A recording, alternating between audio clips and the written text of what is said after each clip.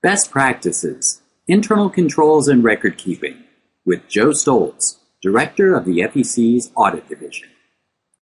Hello, as someone may have mentioned, I'm Joe Stoltz, Director of the Commission's Audit Division. I'm sitting today in the Commission hearing room, and this is a place that unless you request an advisory opinion, you probably don't want to be the subject of a discussion here. You're particularly fortunate today in that you get to listen to an old accountant at that talk about internal controls and record keeping. And can it get any better than that? I have my doubts. And when I do this presentation live, I usually promise anybody who can stay awake for the whole thing a pocket protector when they're finished. But you folks are just going to have to tough it out. No pocket protectors today. So before we get into the substance of what I have for you, I want to relate a little story, and you'll see, I hope, how this ties in as we go through. I was at a conference a while back of like-minded folks, scary enough concept all by itself, and one of the sessions dealt with how we as humans deal with information presented in a lecture setting.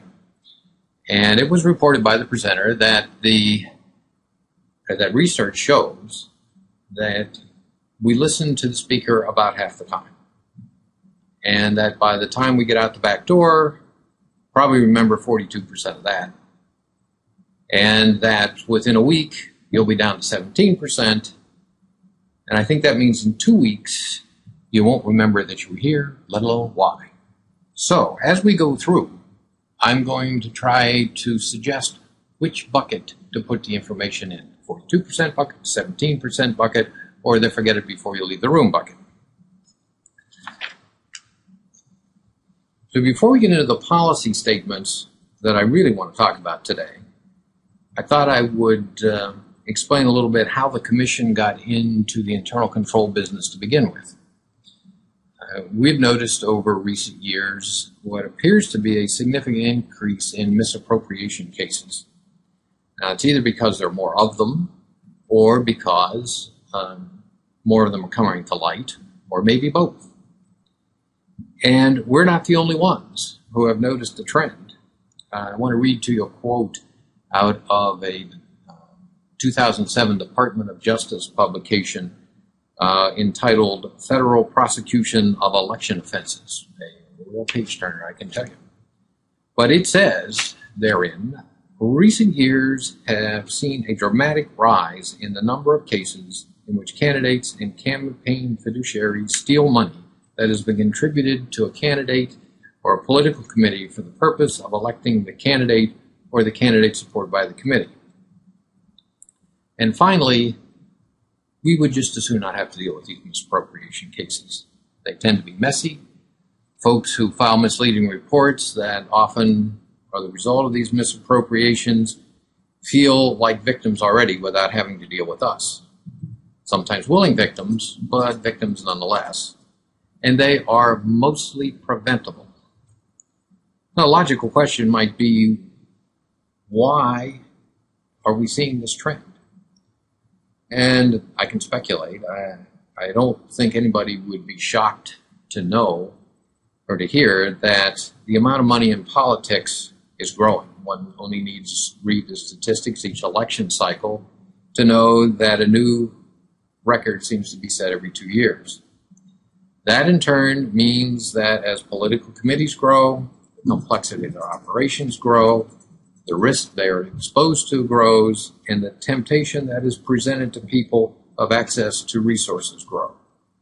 As a result of all this, most political committees need to adopt some more business-like practices if they haven't already. So the Commission decided to go into the prevention business. And there were two ideas about how to go about it. One was an educational approach. Let's put a document together that is Internal Controls 101 for political committees, a service to the regulated community. If it works, we did a good thing. And we get to deal with fewer of these embezzlement cases. As a bonus, some committees may improve their accounting practices and hence their reporting. Worst case, nothing happens. Second was a safe harbor approach that would give committees protection from FECA liability if they instituted some basic controls and someone managed to steal from them anyway. That was well received by folks who commented on the statements. They liked the idea of not being held liable for the actions of a dishonest employee, volunteer, or contractor if they had been at least a little bit careful. Since there didn't seem to be a downside either, we did both. The Safe Harbor document lists 5 things that a committee needs to do to protect itself from misappropriation, and 3 it must do if a misappropriation is discovered. If these precautions are in place, the Commission will not seek a monetary penalty for misreporting associated with misappropriation. The educational document, entitled Internal Controls and Political Committees, is materials assembled from various sources and discusses the principles behind internal controls, especially for organizations with limited staff. Both can be found by visiting the Commission's website, fec.gov/laws and regulations/policy statements/policy statements and other guidance. Now, none of this is new or revolutionary.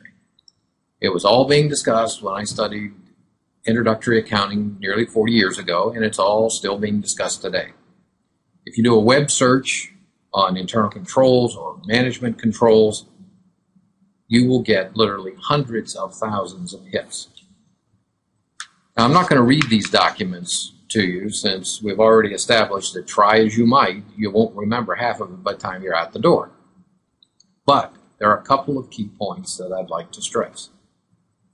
First, there are benefits beyond protecting assets from theft, including more effective use of resources, better information for committee management, and the detection of inadvertent errors. That in turn makes it less likely you're going to do business with my staff.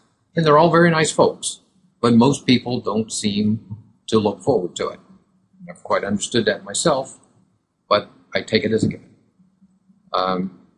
I had a story a number of years back, and there was no misappropriation, no malfeasance here.